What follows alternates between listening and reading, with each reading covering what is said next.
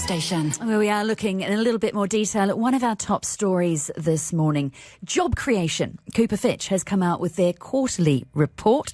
We are looking at 3% growth quarter on quarter, 6% year on year for the region. Very pleased to be joined by managing partner from Fitch, Viacheslav Shakhov. Slav, good morning. Thanks for joining us. Good morning, Brandy. Thanks for having me.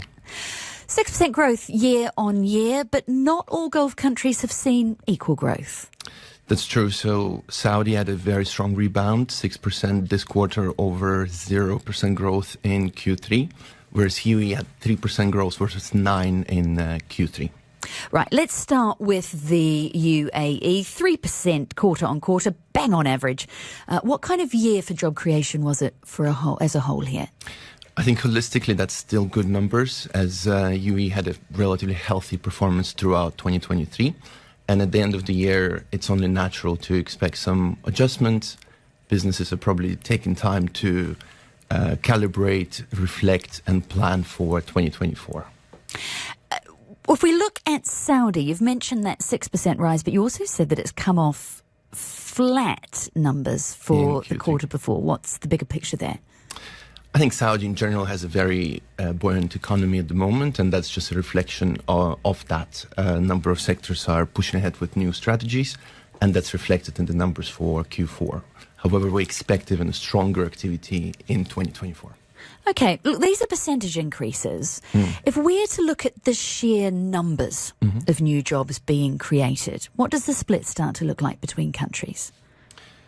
I would say Saudi is leading the charge, with probably talking about 60% or so of the new jobs and not the replacements, because that's not counting those kind of numbers. And then UAE would be number 2. For Q4? For Q4, yeah. Right. What about job destruction, though? And this is one of the things we've been discussing this morning in the light of the Citigroup layoffs. Job creation, absolutely fantastic. But have you seen roles go over the last quarter and the last year? Yeah, it's very interesting. So if you take the tech sector, H1 was pretty flat, and we probably saw a number of layoffs as well. Whereas in Q4, there's been a phenomenal growth as well. So it probably depends from sector to sector too. Well, if we look at that sector, you mentioned tech, AI, digital, arguably the big winner out of Q4. Are people managing to find the numbers that they want? Talk to me about the growth you've seen there. Yeah, so I think earlier this year we talked about a lot of conversations happening across AI and data and digital. Well, now they've materialized into concrete jobs, right? And even if you look at the fuller spectrum, there's cyber, I think at 8%, software development at 5%, and cloud at 6%. They're really strong numbers, and business looking to leverage technology more, and that would continue throughout 2024. Is there a sense, and I guess I'm asking you anecdotally here rather than the quantitative numbers themselves, that companies are redeploying either talent or the money for talent when it comes to these AI jobs, which is a question that's being asked in the banking sector at the moment? I think it's a bit of both as well, right? So there's an inflow of external talent, but then there's also an initiative to upskill the current workforce and really look to invest and leverage those technologies as well. I guess what I'm asking is, are we seeing those AI jobs rise at the expense of other roles? Potentially, but only in certain cases, whereas you would see that AI would be newly created jobs and not necessarily laying off current practices. Not just yet, but I see the trend that it may happen in 2024 more so. Okay, well, let's look at where else we have seen a notable rise in new roles. Talk me through some of those sectors: manufacturing, HR. CEO practice, particularly in Saudi, so real estate, which is no surprise, a number of different startups across the board, but also regional HQs in Saudi Arabia. Some businesses opted to take local talent and lead those offices, but some business actually brought external talent to manage that. That's really interesting. You've seen a 7% uptick, I know, because I've conveniently got the numbers in front of me, in Q4 in the number of CEO roles being created.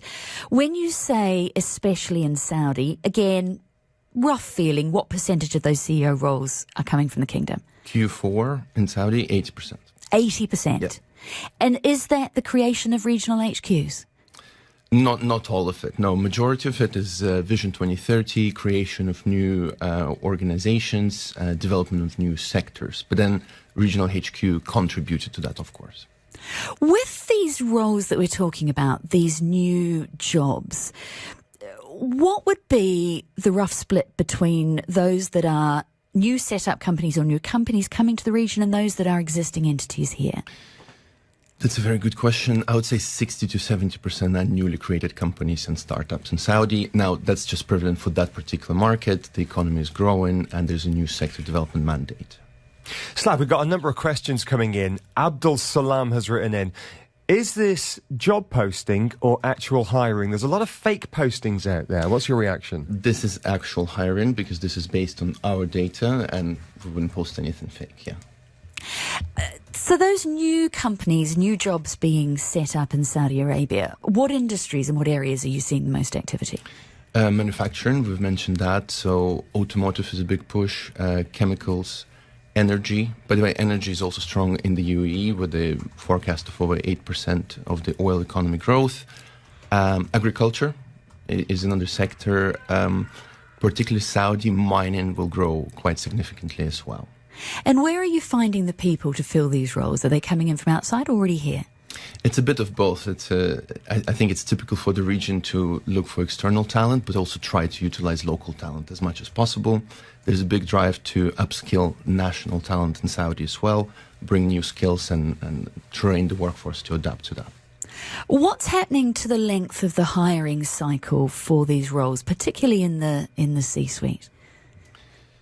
If you're recruiting internationally, that takes a bit of time. It's finding the right talent, assessing, and then also bringing them on board. So I think if it's international, that takes quite a bit of time still. Okay, so this is where we are at the moment. What is your outlook for job creation in 2024? What are you expecting to see? I think there's been growth, and we're quite optimistic about 2024. If you've seen the report, finance jobs are on the rise as well, strategy, investment, and the overall legal as well. So I would say we're quite positive in 2024. And of course, 40 seconds left with you. What effect is all of this having on wages? What did you see in Q4? We are seeing growth. So we've predicted 4.5% growth in UAE for 2024, which is quite solid, and 6% for Saudi, which is the highest ever increase we predicted since we started doing this kind of reports.